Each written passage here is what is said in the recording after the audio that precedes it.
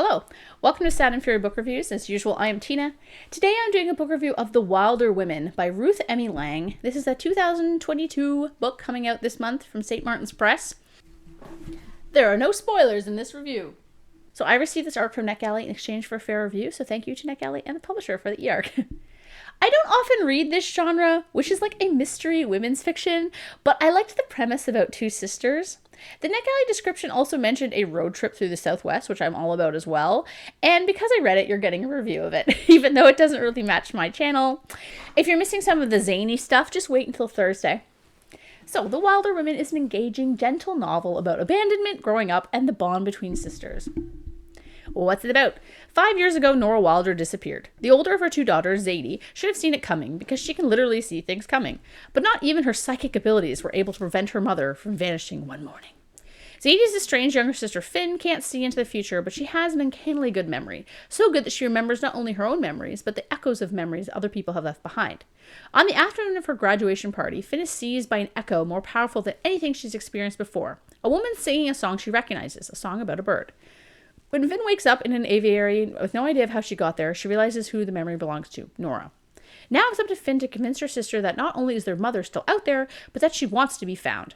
Against Zadie's better judgment, she and Finn hit their highway, using Finn's echoes to retrace Nora's footsteps and uncover the answer to the question that has been haunting them for years. Why did she leave? Okay, it keeps going. Oh my god.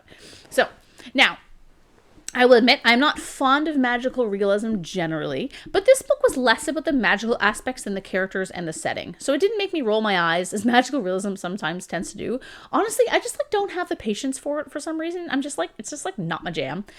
In this novel, though, the magical aspects tie greatly into the plot, as the women are following their mom's trail, so to speak, only able to do so because of their abilities. So this aspect of the story felt necessary, and not just some gimmicky thing to make it different from other women's fiction, or other books, or whatever.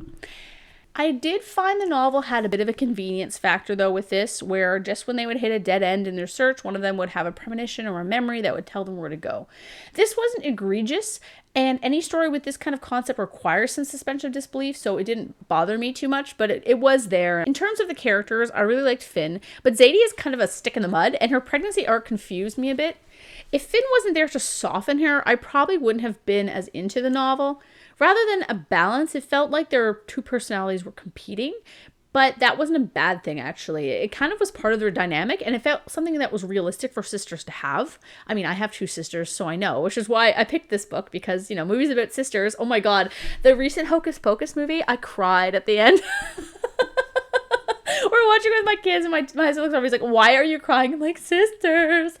Anyway, my sisters are very important to me. So the random places that these sisters go in this book are interesting and well described, though again, this is a gentle novel, so nothing is overly exciting or traumatic, but it's still engaging, and I wanted to know how the mystery was resolved.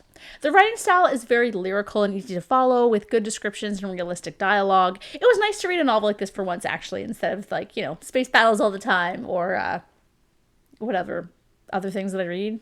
Lots of pew pew pew. Now, one thing I wasn't into was the ending. In truth, I really enjoyed the novel up until the final pages when the explanation came. The explanation was not for me. I didn't really understand how it fit into the magical realism, and the resolution seemed very quick and easy.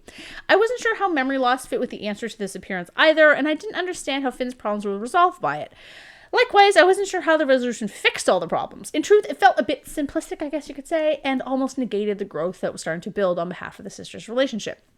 But overall, I do recommend the book if you like road trips, sister stories, magical realism, and women's fiction, because it was an enjoyable, kind of lighthearted, nice little story. And sometimes, it's nice to have a story that doesn't make you depressed.